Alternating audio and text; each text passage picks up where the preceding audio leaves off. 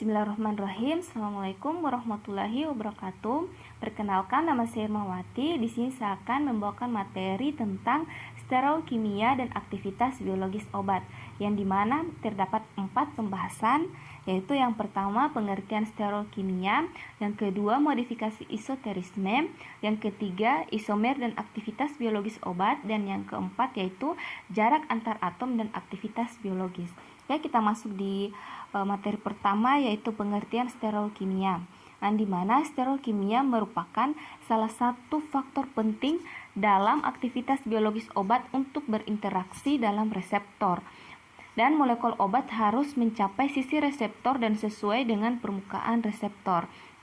Faktor sterik yang ditentukan oleh stereokimia molekul obat dan permukaan sisi reseptor memegang peranan penting dalam menentukan efisiensi interaksi obat dan reseptor. Oleh karena itu, agar berinteraksi dengan reseptor dan menimbulkan respon biologis, molekul obat harus mempunyai struktur dengan derajat kespesifikan yang tinggi. Pada interaksi obat dan reseptor ada 2 nilai yang sangat penting, yang distribusi muatan elektronik dalam obat dan reseptor, serta bentuk konformasi obat dan reseptor. Oleh karena itu, aktivitas obat bergantung pada 3 faktor. Yang pertama yaitu stereokimia molekul obat, yang kedua jarak antar atom dan gugus, yang ketiga distribusi elektronik dan konfigurasi molekul. Kita masuk di perbedaan aktivitas farmakologis dari beberapa stereoisomer ini oleh 3 faktor, yaitu yang pertama perbedaan dalam distribusi isomer dalam tubuh, yang kedua perbedaan dalam sifat-sifat interaksi obat dan reseptor, yang ketiga perbedaan dalam absorpsi isomer pada permukaan reseptor yang sesuai. Kita masuk di modifikasi isoterisme, yang dimana istilah isoterisme ini digunakan secara luas untuk menggambarkan seleksi dari bagian struktur yang karena karakteristik sterik, elektronik, dan sifat kelarutannya memungkinkan untuk saling dipergantikan pada modifikasi struktur molekul obat. Arti dari isoteris secara umum adalah kelompok atom-atom dalam molekul yang mempunyai sifat kimia atau fisika yang mirip karena mempunyai persamaan ukuran, keelektronegatifan atau stereokimia. Contoh pasangan isoterik yang mempunyai sifat sterik dan konfigurasi elektron sama adalah yang pertama yaitu ion karboksilat dan ion sulfonamido, yang kedua gugus keton dan gugus sulfon, yang ketiga gugus klorida dan gugus trifluorometil. Secara umum, prinsip isoterisme ini digunakan untuk yang pertama, yaitu mengubah struktur senyawa sehingga didapatkan senyawa dengan aktivitas biologis yang dikehendaki. Yang kedua, mengembangkan analog dengan efek biologis yang lebih selektif. Yang ketiga, mengubah struktur senyawa sehingga bersifat antagonis terhadap normal metabolit.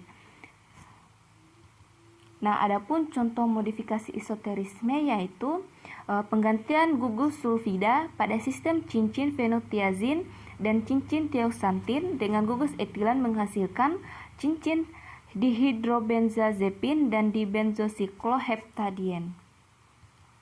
Kita masuk di isomer dan aktivitas biologis obat.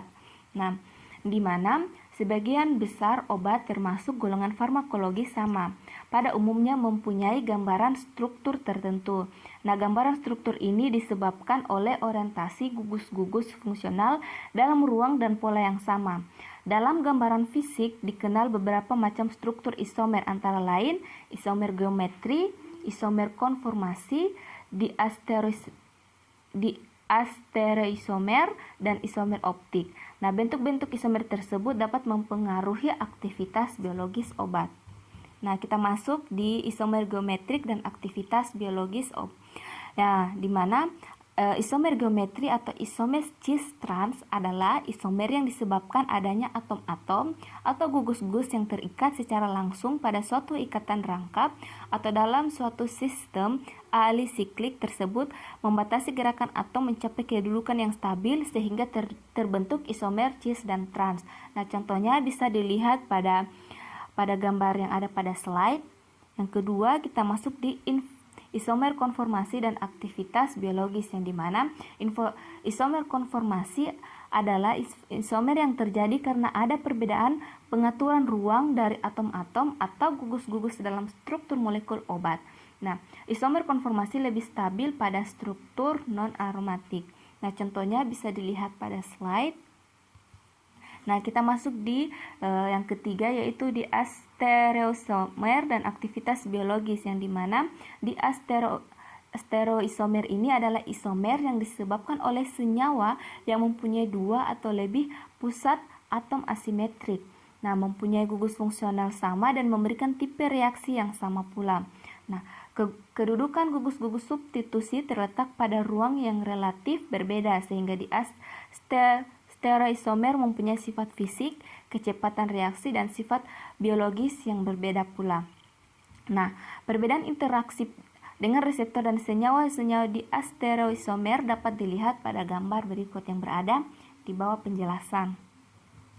Nah, kita masuk di isomer optik dan aktivitas biologis. Nah, di mana isomer optik ini adalah isomer yang disebabkan oleh senyawa yang mempunyai atom C asimetrik. Nah, isomer optik ini mempunyai sifat fisika kimia yang sama dan hanya berbeda pada kemampuan dan menukar bidang cahaya terpolaritas atau berbeda rotasi optiknya. Nah, di mana masing-masing isomer ini hanya dapat memutar bidang cahaya terpolarisasi ke kiri atau ke kanan saja dengan sudut pemutaran sama. Nah, isomer optik kadang mempunyai aktivitas biologis yang berbeda karena ada perbedaan dan interaksi isomer-isomer dengan reseptor biologisnya. Contohnya bisa dilihat pada slide. Nah, kita masuk di materi selanjutnya, yaitu jarak antar atom dan aktivitas biologis, yang dimana hubungan antara struktur kimia dengan aktivitas biologis seiring ditunjang oleh konsep kelenturan reseptor. Nah, pada beberapa tipe kerja biologis, jarak antar gugus-gugus fungsional molekul dapat berpengaruh terhadap aktivitas biologis obat. Nah, hal ini dapat diperkirakan dari jarak identitas atau jarak antar ikatan-ikatan peptida struktur protein yang memanjang. Nah, contohnya itu seperti obat parasimpatomimetik, obat kurare atau obat yang digunakan untuk mengendurkan otot rangka. Yang ketiga itu hormon estrogen non-steroid.